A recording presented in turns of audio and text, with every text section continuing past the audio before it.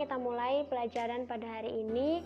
Dan Ibu sudah menjelaskan di minggu kemarin bahwa kita akan membuat mind map, kemudian kalian akan mempresentasikannya bersama kelompok kalian berdasarkan materi. Oke, Ibu sudah menyiapkan materi dan LKPD yang akan kalian gunakan. Jadi LKPD dan materi itu sudah dalam bentuk fotokopian dan ada di meja Ibu. Kemudian kalian silahkan boleh mengambil satu persatu. Namun untuk lebih efisien maka lebih baik apabila perwakilan setiap baris. Ayo silahkan dimulai dari Lili.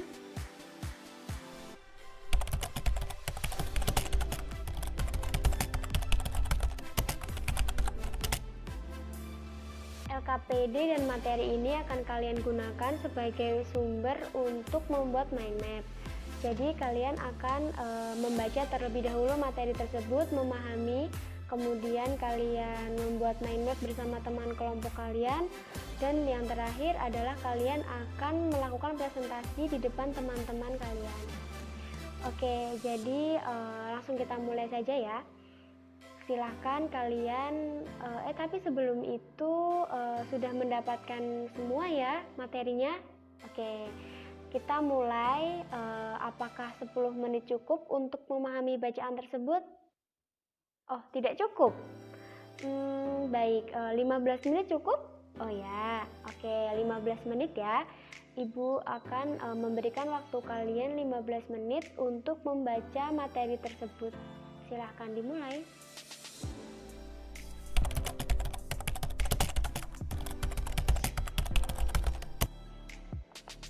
Oke, sudah 15 menit ya.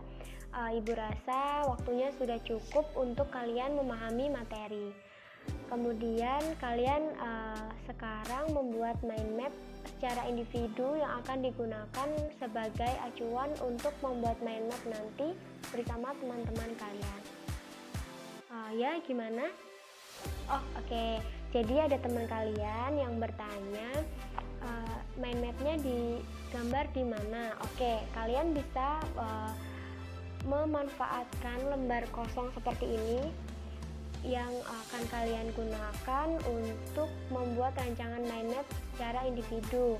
Hal ini berguna untuk mengurangi sampah ataupun membuang-buang kertas dan merupakan aplikasi dari teknologi ramah lingkungan.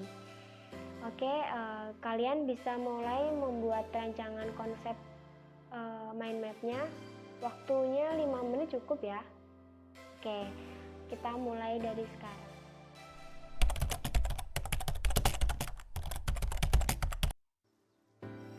Oke, sudah 5 menit. Sekarang saatnya Ibu membagikan kelompok untuk kalian. Sebelumnya ini kelasnya ada 30 orang ya.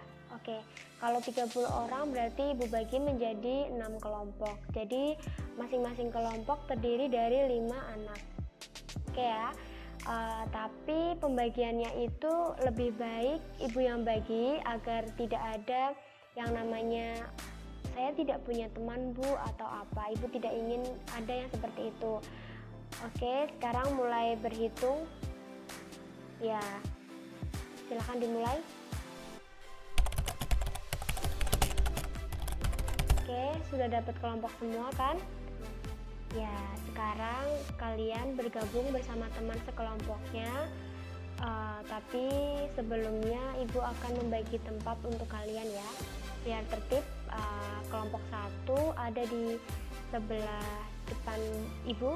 Yang kedua, kelompok kedua itu ada di sampingnya kelompok 1, kemudian kelompok 3 ada di belakangnya kelompok 2, kelompok 4 di sampingnya kelompok 3 dan di belakangnya kelompok 1, kelompok 5 di belakangnya kelompok 4, dan yang terakhir kelompok 6 itu berada di paling ujung di sampingnya kelompok 6.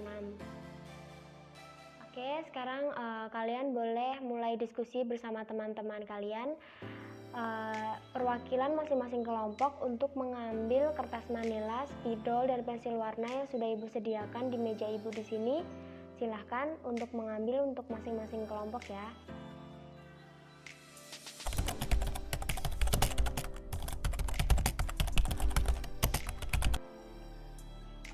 Sekarang Ibu beri waktu sekitar 30 menit cukup ya untuk membuat mind map dan diskusi berkaitan tugas pada hari ini. Jika cukup, kalian boleh memulai sekarang.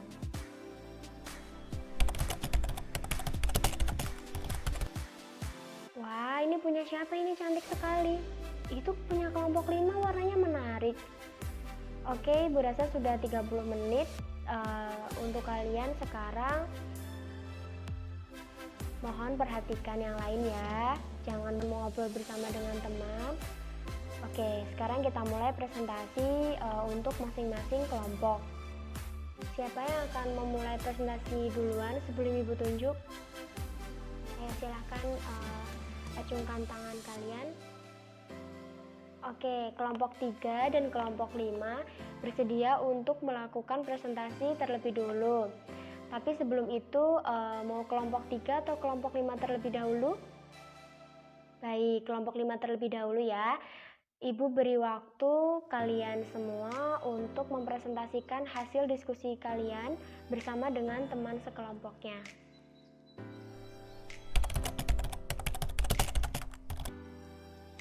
Beri tepuk tangan untuk kelompok 5 yang sudah presentasi. Oke, kemudian apakah ada yang ingin ditanyakan? Oh ya, silahkan Ai untuk mengutarakan pertanyaan kepada kelompok 5. Baik, pertanyaannya sudah sangat jelas ya. Silahkan untuk kelompok 5 boleh untuk diskusi terlebih dahulu atau langsung menjawab pertanyaan dari Ai. Oh, mau langsung? Oh ya, boleh. Silahkan untuk menjawab pertanyaan dari Ai.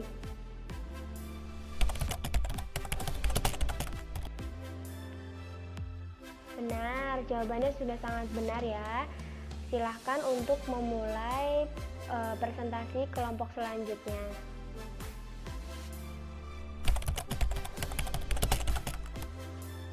Baik, semua kelompok sudah presentasi dan tidak ada yang terlewat. Beri tepuk tangan untuk kita semua. Kemudian Ibu akan memberikan penjelasan sedikit dan penguatan kepada kalian agar tidak bingung dan tidak terjadi miskonsepsi. Oke, Ibu akan menayangkan sebuah PPT. Mohon dicermati dengan seksama ya. Baik, di sini Ibu akan menjelaskan berkaitan dengan teknologi ramah lingkungan ya. Di minggu lalu, kalian telah belajar pengertian dan prinsip teknologi ramah lingkungan. Nah, jadi sebenarnya apa itu pengertian dan prinsip teknologi ramah lingkungan? Coba kalian utarakan pendapat kalian ya. Jangan ragu dan jangan malu. Salah itu tidak apa-apa. Salah itu bukan hal yang sangat memalukan, gitu ya. Oke, benar. Jadi pengertian dari teknologi ramah lingkungan adalah aplikasi teknologi yang mana dapat membantu manusia untuk mempermudah aktivitas manusia dengan memperhatikan prinsip lingkungan.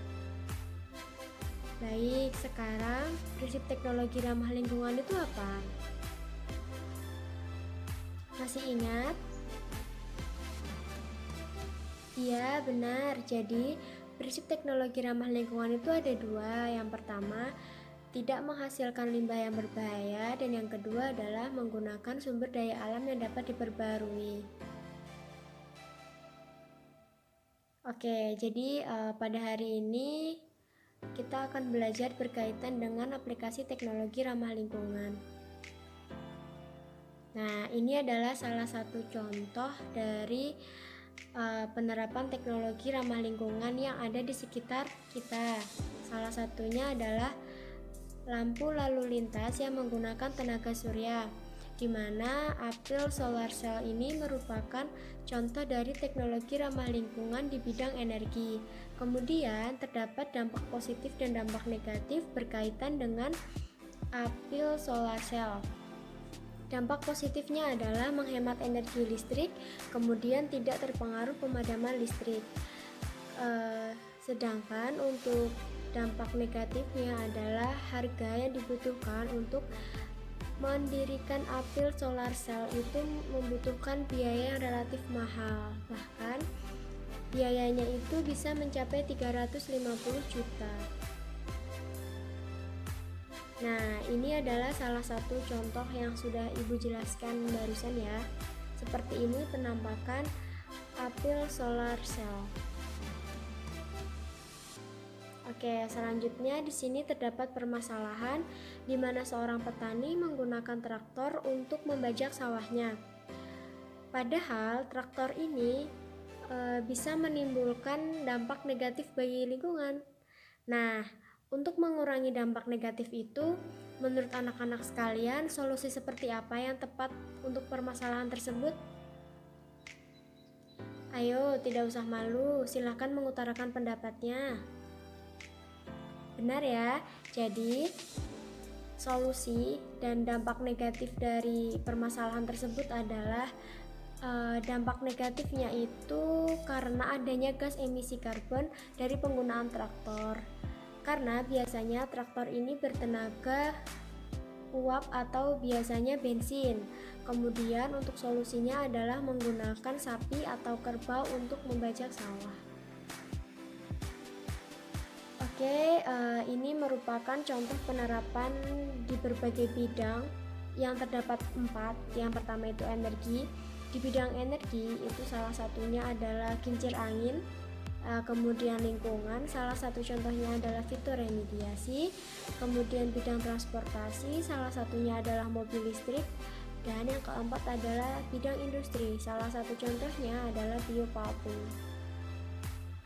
Oke, ini merupakan penampakan dari contoh kincir angin, di mana kincir angin ini bisa menghasilkan listrik karena angin yang menggerakkan baling-baling pada kincir angin tersebut. Melalui video ini akan dijelaskan bagaimana kincir angin bisa menghasilkan listrik. Tolong disimak dengan seksama ya anak-anak.